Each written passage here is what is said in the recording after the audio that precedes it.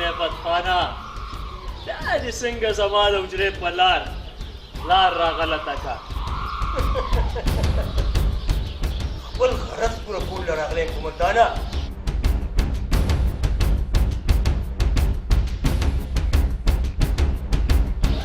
پیسې به ستا د خوښې درکړم ډېرې چې زما کار وکړي.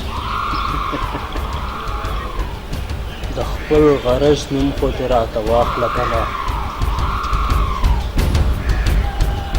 چې لږ نظت یې واخلو. قومندانه زما د غرض نوم لیلا. دا غوږ دې لږ رانږدې که.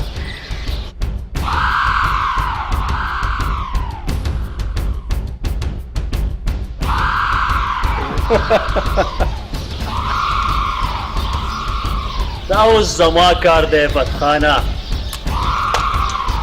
ته صرف شونه تیاره ساته شونه